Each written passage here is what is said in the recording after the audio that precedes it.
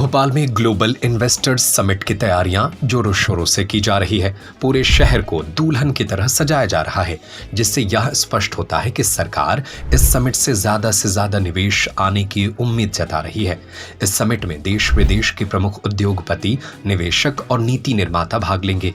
मध्य प्रदेश में निवेश की संभावनाओं को वैश्विक मंच पर प्रदर्शित करने के लिए यह समिट आयोजित किया जा रहा है। सोने एवं चांदी के आभूषणों की अनुपम श्रृंखला लक्ष्मी नारायण ज्वेलर संपूर्ण हॉलमार्क ज्वेलरी। हमारा पता है मेडिकल कॉलेज के आगे, दिल्ली रोड, सागर। मुख्यमंत्री डॉक्टर मोहन यादव ने कहा कि मध्य प्रदेश अपने रणनीतिक प्रयासों से औद्योगिक विकास के नए युग की ओर अग्रसर है। हालांकि कांग्रेस ने इस समिट को लेकर सरकार पर सवाल उठाए हैं। पीसीसी चीफ जीतू पटवारी ने आरोप लगाया कि सरकार लगातार ग्लोबल इन्वेस्टर समिट तो करती है, लेकिन उससे किसी भी प्रकार का कोई निवेश प्रदेश में नहीं आता।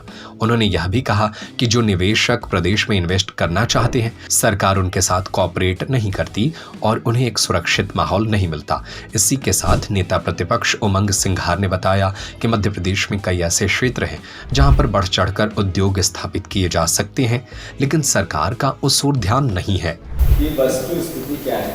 लगातार 20 साल से इन्वेस्ट के नाम पर जो भारतीय जनता पार्टी की सरकार मुख्यमंत्री इवेंट करते आ रहे हैं, उसकी अराजकता अद्भुत और अकल्पनीय है। कांग्रेस पार्टी ने ये प्रेस आज जो रखी है, कोई नकारात्मक दृष्टिकोण से नहीं रखी है। जिस क्षेत्र में नैसर्गिक इन्वेस्ट हो सकता है, उसकी पूरी विस्तृत जानकारी नेता प्रतिपक्ष जी ने दी है।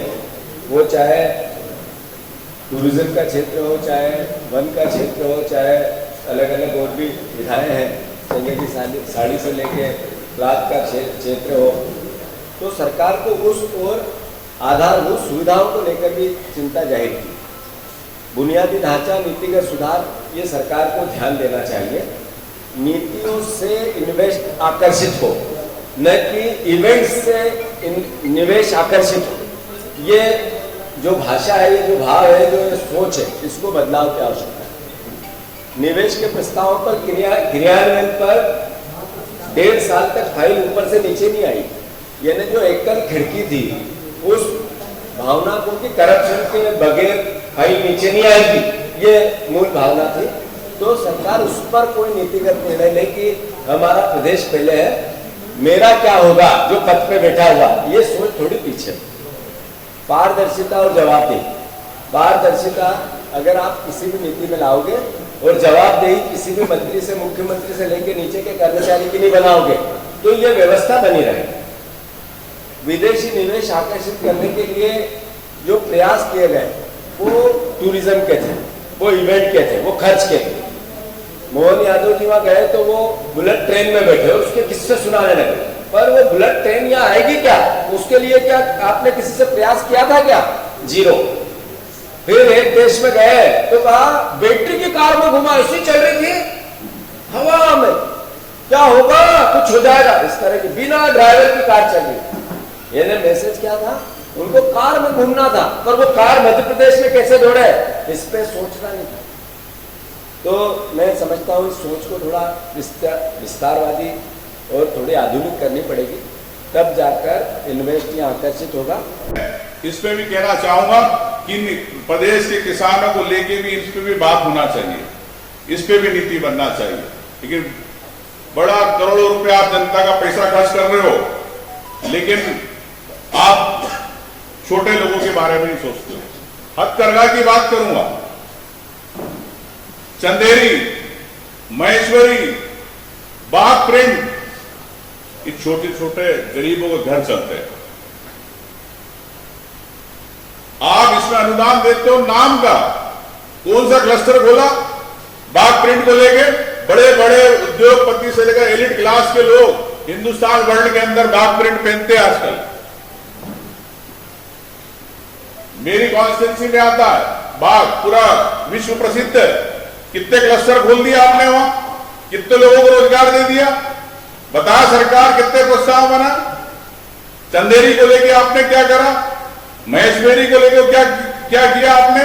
महेश्वर को लेके आप सिर्फ टूरिस्ट को बुलाते हो, दिखाते हो कि हमारा हथकरघा यहाँ बन रहा है, चंदेरी आइए देखिए। कि उस गरीब के घर में दिया कैसे चल रहा, वो चंदेरी वाला हाथ में हथकरघा कैसे छापे मार रहा, उसके दर्द की बात नहीं कर रही भारतीय जनता पार्टी। उस पर भी नीति स्पष्ट होना चाहिए। निश्चित तौर से वन संपदा के अंदर मैं फॉरेस्ट मिनिस्टर भी रहा और अब मैं किसी उद्योगपति का नाम नहीं लेना चाहता हूं, कोई बड़े है मेरे पास आए, कहा कि हमको वन संपदा, आंवला, बेड़ा, चिरौंजी, इसका सबका कलेक्शन का हमको काम दे दो।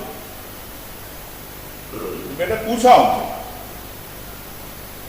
कितना हो, जैसा 200 करोड़ 500 करोड़, मैंने तो सरकारी कर डाल दिया।